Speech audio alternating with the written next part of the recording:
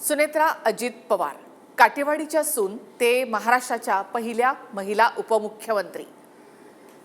खरं तर पीतभाषी असलेल्या, मृदू असलेल्या सुनेत्रा पवार फारसं कधी भाषण करत नाही आणि त्यामुळे त्या महाराष्ट्राचा गाडा कसा हाकतील किंवा एवढा मोठा राजकारण, एवढा मोठा पक्ष कसा सांभाळतील याविषयी लोकांच्या मनामध्ये सुद्धा एक संभ्रम आहे।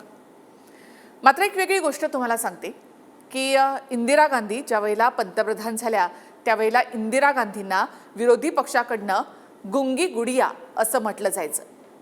मात्र त्याच इंदिरा गांधींना त्यांच्या निर्णयानंतर आणि कठोर अशा त्यांचे निर्णय घेण्याच्या क्षमतेनंतर त्यांना आयरन लेडी असं देखील म्हटलं जात होतं।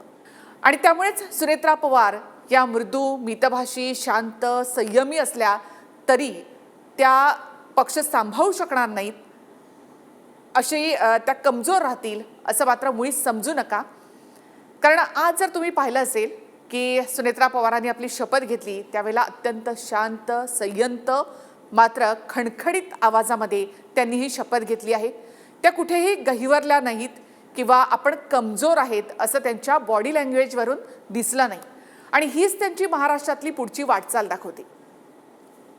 आता सुनेत्रा पवार यांच्यासमोर मोठी आव्हानं कोणती असतील तर तेही आपण पाहूया।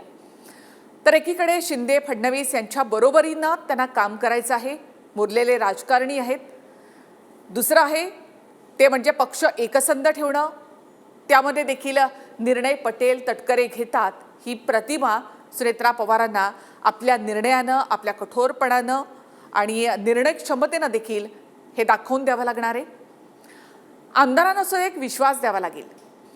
आणखी एक महत्त्वाचा मुद्दा चर्चेत आहे आणि तो म्हणजे दोन राष्ट्रवादींच्या विलीनीकरणाचा। तर जिल्हा परिषद आणि पंचायत समिती निवडणुकांमध्ये शरद पवारांचा पक्ष सध्या घड्याळ या चिन्हावर लढतोय।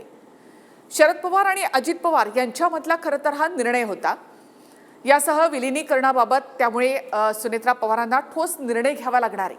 म्हणजे यामध्ये जर आपण पाहिलं तर आज नेत्यांच्या सगळ्या प्रतिक्रिया जर पाहिल्या म्हणजे भुजबळ आहेत, तटकरे आहेत, पटेल आहेत, मुंडे आहेत, या सगळ्यांच्या प्रतिक्रिया अशा आहेत की विलीनीकरणासंदर्भात कुठली चर्चा झाली नव्हती, फक्त स्थानिक स्वराज्य संस्थांसंदर्भात चर्चा झालेली होती।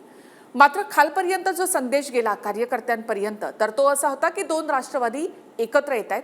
उलट दादा असं म्हणाले होते की दोन राष्ट्रवादी एकत्र येतात असं बोलायला लागलो तर कोणाकोणाच्या पोटात दुखतं आणि त्यामुळे कार्यकर्त्यांपर्यंत हा संदेश गेला होता की दोन राष्ट्रवादी एकत्र येत आहेत, म्हणजे कार्यकर्त्यांपर्यंत ते पोहोचलेले आहे।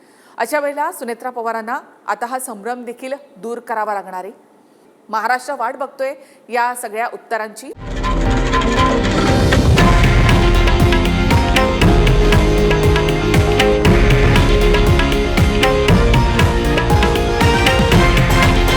हे आहे देशातील नंबर 1 न्यूज नेटवर्क आणि आपण पाहत आहात TV9 मराठी, एकमेव।